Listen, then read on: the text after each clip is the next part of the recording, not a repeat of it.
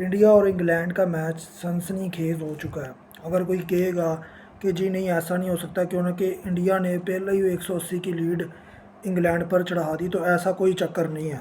आपने देखा होगा कि इंग्लैंड ने बहुत अच्छा खेला, दो प्लेयर उनके खड़े हुए, एक तो जेमी स्मिथ खड़ा हुआ, हैरी ब्रॉक खड़ा हुआ, और जिस तरह से उन्होंने 366 गेंदों पर 302 मारा है, ये बहुत फास्टेस्ट रन है किसी भी हिस्ट्री में। और ये पार्टनरशिप छठी विकेट पर बहुत बड़ी पार्टनरशिप है इंग्लैंड की तरफ से हिस्ट्री में। अब देखा जाए तो हैरी ब्रॉक ने जी 234 गेंदों पर 158 मारा।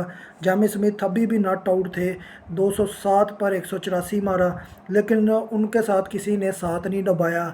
कट्स हो गया, टोंग हो गया, बशीर हो गया, तीनों ही डक पर गए। डक पर जाने की वजह से इंग्लैंड की टीम सिर्फ और सिर्फ 407 रन बना पाई, और इसमें सिराज का बहुत इंपॉर्टेंट रोल है क्योंकि आखिर में अगर देखा जाए तो तीनों विकेटें वही लेकर गया। सिराज ने इंग्लैंड के खिलाफ अपना पहला फाइवर कंप्लीट किया। सिराज ने पहली इनिंग में 6 विकेटें ली इंग्लैंड के खिलाफ, लेकिन फिर भी इंग्लैंड बहुत अच्छा खेला है। 89.3 ओवर्स में 407 रन उन्होंने बोर्ड के ऊपर लगा दिए। अब जो सेटबैक आया ना, वो एक जगह से ही आया कि हैरी ब्रॉक का जो एलपीडब्ल्यू था ना, अगर वो ना होता तो मेरे ख्याल में ये मैच और बेहतर हो सकता था। अगर ये कर, स्टोंग, बशीर ये तीनों डक पर आउट ना होते तो ये लीड और ज़्यादा कम हो सकती थी, लेकिन लीड बहुत ज़्यादा है। अगर देखा जाए तो इस टाइम लीड तकरीबन 244 तक पहुंच चुकी है। ये इंडिया के लिए बहुत बड़ा एक पॉजिटिव साइड है। ये मैच अब बहुत क्रूशल हो चुका है। ये मत समझे कि ये मैच इंडिया जीत जाएगा। आपको पता होना चाहिए कि युजवेंद्र जायसवाल जिस तरह पहले टेस्ट में दूसरी इनिंग में फ्लॉप हो गए थे, आज भी वैसा ही हुआ है कि युजवेंद्र जायसवाल आते साथ ही निकल गए और 20 से अबव स्कोर किया। अभी केएल राहुल और करण नायर खड़े हुए हैं और उन दोनों ने मिलकर 64 रन बनाए हैं। इंडिया की एक विकेट उड़ी हुई है, 13 ओवर खेले हैं। अब बात क्या है कि इंग्लैंड को सिर्फ 9 विकेटें चाहिए।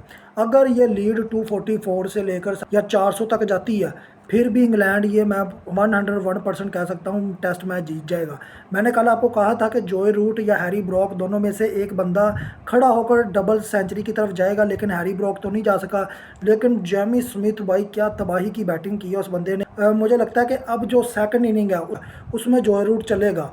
ये आपने फर्स्ट टेस्ट में भी देखा होगा कि फर्स्ट इनिंग में वो फ्लॉप गया, सेकंड इनिंग में वो खुलकर खेला, फिर जैसे उसको खेलने का पता था।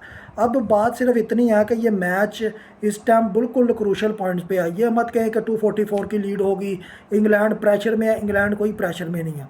कल वो आकर दस्ती 400 की लीड पर भी इंडिया की पूरी विकेटें हटाने पे कामयाब हो गया ना, तो ये इनके लिए रन बहुत थोड़ा है। आपको पता होना चाहिए कि उन्होंने 407 रन सिर्फ 2 विकेटों पे खड़े होकर 6 विकेट के ऊपर पार्टनरशिप करके ये 407 रन बनाया है। बेन स्टॉक वंस अगेन वो फ्लॉप जा रहा है। आई डोंट नो कि उसे क्या मसला है। वो कैप्टन भी अच्छा है, ऑलराउंडर भी अच्छा है, लेकिन वो डक पे जा रहा है और उसकी समझ नहीं आ रही। फर्स्ट इनिंग में भी कुछ खास नहीं खेला था। अगर फर्स्ट टेस्ट में देखा जाए, फर्स्ट इनिंग में फ्लॉप गया था, सेकंड इनिंग में फिर भी 30+ स्कोर दिया था उसने।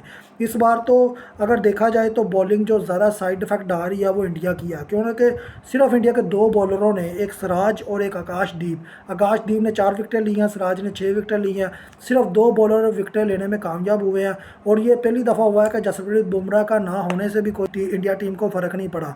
लेकिन मैं अभी भी इंग्लैंड टीम को इस वजह से फेवरेट करार दे रहा हूँ। चाहे आप कहते हो कि जी 244 की लीड चढ़ गई, इंग्लैंड घबराई है, बिल्कुल नहीं घबराई है। उनका अपना घर है। वो चेजिंग में जितना अच्छा खेल रहे हैं, वो इंडिया भी उतना अच्छा नहीं खेल रहा। सेकंड इनिंग में इंडिया फॉल डाउन कर रहा है, लेकिन सेकंड इनिंग में इंग्लैंड कम बैक कर रहा है। अगर आप पहले टेस्ट में देखें, सेम ये वैसी कंडीशन है। हाँ, लीड थोड़ी ज़्यादा है। उस वक्त 6 की लीड थी, इस वक्त सेकंड इनिंग में 180 की लीड है, तो ये बहुत बड़ी लीड है। मुझे फिर भी लगता है कि इंग्लैंड के टेस्ट मैच जीतेगा।